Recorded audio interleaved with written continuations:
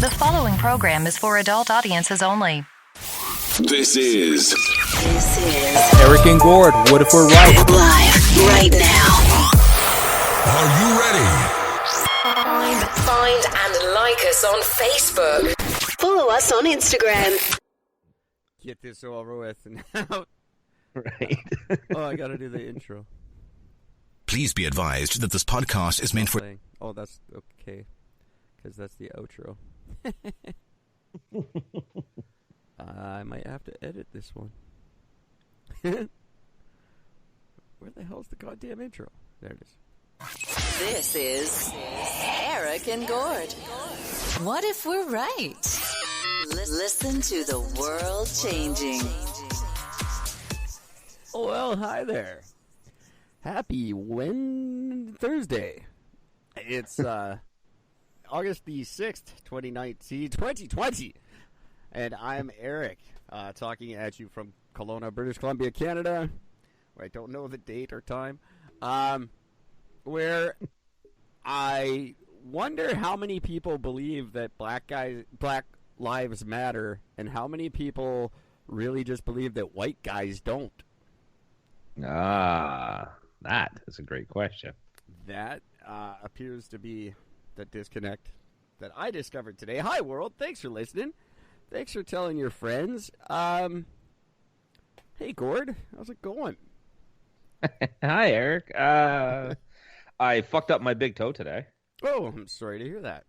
That sucked. I was literally just walking upstairs, and I had my slipper had partway come off my fucking foot, and I jammed my big toe up on this weird upward angle, and it just sort of slammed it because everything just went all fucked up my foot, and it's been just slowly getting more painful as the day and evening's been going. So, well, it must be nice to have slippers, Whitey. It's part of my privilege. Yeah, I think some of the worst injuries, although most people won't admit it, so probably a lot of the worst injuries are caused by falling up. Yo, absolutely. Without a doubt. Falling down sucks, painful. but falling up is the worst. Because falling up usually requires or ends up becoming falling down as well. So you're getting the best of both worlds. That's true. You trip, you stumble forward, and then you fall backwards because your balance is all fucked up. Well, kids, let me explain my intro a little bit to you. I had the pleasure of joining a Facebook friend of mine on his YouTube show, Talk It Out. It's a great show, and he's a great guy, and it was a lot of fun to do it. I was the only white guy on the panel, and that became very evident very quickly.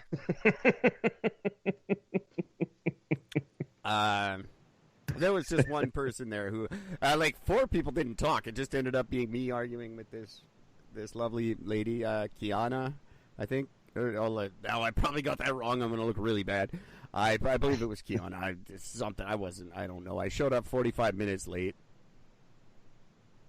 Which probably didn't help my position. Like, I'll that's just your privilege. in whenever I want to. That's the privilege of being white. I don't have to be on time. Stroll in 45 minutes late. I sat down. I was like, so is everyone ready to begin? Because whatever you're talking about is not important. White man is here. No, they said, oh. And then just to, not to put too fine a point on it, but they're like, oh, we spent this whole time talking about Beyonce. I was like, oh, typical. Yeah. Of course you did. I know nothing about her. I'm glad I didn't. I liked her in that white guy movie she did. Oh yeah, she was in that Mike Myers movie with all the white people. That's all I know her from. I didn't say funny. that. I just thought about that now. I wish I'd thought of that on the show. You always think of your best stuff 5 minutes after the show. Always. But it was fun. It was a good show. So you guys can check that out on YouTube. It's called Talk It Out, and it's up. It's already available. I started watching it briefly before me and Gord started talking to you guys. So check that out. Next time I will bring Gord on with me, and we can both be very uncomfortable. I won't get uncomfortable. I'll just make them uncomfortable because that's what I do best. Well, What's the name of the show again? One more time. Talk It Out. Talk It Out. It's a really good show. I will definitely add it to the list of podcasts I listen to, which is currently at 2, but this could be a 3rd. It's a really good show. I really like the host. He's got a good thing going there. There was a lot of audience engagement. There was a lot of questions coming up in the chat alongside of it. So he's on to something. He's brand new. That's funny because there's another one called Talk It Out by Joyce Myers. Who the fuck is that? No, this guy, his name is... Is it Let's Talk It Out? No, it's just Talk It Out. Oh. With, I forget the guy's name now because he's such a good friend of mine. So good. What the hell? Now here we go, back to me and Gord Googling stuff. Welcome to Eric and Gord Google shit. Did you find it? No, it's the only thing that comes up. I will find it. It's the 3rd one. When I pop it up, it's the 3rd one. Talk It Out Live, episode 7. Oh, there it goes. Talk It Out Live, episode 7. Got it. Okay. A multinational mingle. Not Joyce Myers. She's right below. No, I'll do that one next. That'll be next on the list.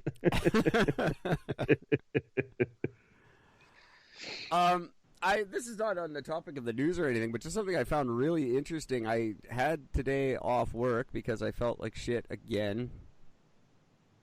I don't know that I'll still have a job, but I watched a documentary. It was a very long-winded documentary called The Lou Pearlman Story, and it was all about the boy bands of the 90s and how they all got fucking screwed. Lou Pearlman was a fucking rat bastard. He was terrible. I've never really paid much attention to the whole story, but my God, did those guys... Backstreet Boys, 5 years into their career, is selling 10 million albums a week, and they made 10 grand each. Yeah. He also wasn't he also the guy behind New Kids or no? No. He was inspired. He spawned by all New the second Kids. generation. He did every other one after that. Yeah, 98 Degrees and ripped every single one of them off. But he literally had it. His first 2 were Backstreet and NSYNC. And he pitted them against each other, made them hate each other, while he managed them both, and paid neither band anything. Like, they were selling out around the world, and they all got a check for $10,000, and that was all they ever made. Yeah. They were, like, living in their cars and shit, but they were fucking the Backstreet Boys. It's like, wow. I hate them all a little bit less now. I guess. Fuck them anyway, but because they got that's what everybody's experience with getting a first record deal is supposed to be like, though. Every first record deal you're supposed to get fucked on. That's just the way the industry works. And the ones that followed them were even worse because they knew, like they all knew what happened to Backstreet and NSYNC, and they're like, yeah, but it won't happen to us. He just did it to those guys, and then the next one would come. You hear Ashley Angel from O-Town, and he's just like, "That was we signed. We read what happened to NSYNC, and then we saw Aaron Carter, and then we were like, we signed anyway." That's so bad. And then he just it was a Ponzi scheme right from the start. He was ripping off investors, telling like he had a bunch of people invest in the bands, and then nobody got anything from him, and he just disappeared. Yeah, until he finally went to jail. It's a very interesting story. Anyway, it makes me just really, really happy. I would never had any success in the music industry. And guys like that running it. What do you expect? It was very interesting though, and I don't watch a lot of anything anymore ever, but that was it. Just I stumbled upon it. I was like, oh, I'll watch this. And it was good. It was fascinating. I just felt the need to share that with you guys. Don't trust Lou Pearlman. Don't be a boy band. I think that's what you just be a boy band. There's so many reasons not to be. As much as I felt like a kinship with these guys because they were just like South Boston dudes. Like they were just young, broke kids who rose to superstardom and I still like, yeah, they're still pretty gay. Like I was like, yeah, I feel I can sort of associate with them, but you're still the Backstreet Boys. Yeah. I still don't identify with you. No. Although, would I have done it at their age? Probably. Absolutely. Oh, without a doubt. Why not? All the pussy you can get, and if you're into it, all the dick you can get. Either or, yeah. And they all just banged Britney Spears. Over and over and over again. You could have had anyone in the world, and all 10 of you just bang Britney Spears all the time. That's when you knew you were starting to make it. Oh, I get to fuck Britney next week? Yes, we officially made it. Even the gay ones. They were Yeah. The gay one's like, well, hey, it's cool. She takes it in the ass, so it's all right. Yeah. Terrible. Terribly funny. I feel bad for Britney now. I don't. My whole perspective just changed. I do. I feel bad for that lady. She just. I feel like the way I feel bad for her is because I feel like I could get her now. Like I believe I have a shot with her, and that makes me feel bad for her. Brittany, I feel really bad for your situation. Can we fuck? I don't do that. All right, I don't feel bad for you. The fuck out of here. And not to mention, like, it wouldn't be cool anymore. Like, if I brought her to a party, it'd be like, hey, guys, look, right? I'm with Britney Spears. Everyone would be like, ew. And so is everybody else. Thanks. I'd be like, no, but I'm with Britney Spears. That's cool. Like, it just doesn't have the... People like, can you just make sure she doesn't sit on the furniture? Yeah, like, it just doesn't, you know... It's kind of like just being Britney Spears' boyfriend right now is kind of like being the president of the United States. It just doesn't, you know, it's just not what it was 20 years ago. Yeah, exactly. That's funny. Oh man. So that's been my day. I now hate myself for being white and poor. And by the way, poor white people, we still don't get to complain. We're still way better off than everybody in the world, apparently. Yeah. Only black people have hardships. I didn't point out that I live in a van in my parents' driveway. Yeah, but because your parents are white, they own a van. In a driveway. In a driveway. Yeah. They took their key. They took their spare keys, so I couldn't get in their house. That's my privilege. That's your white privilege.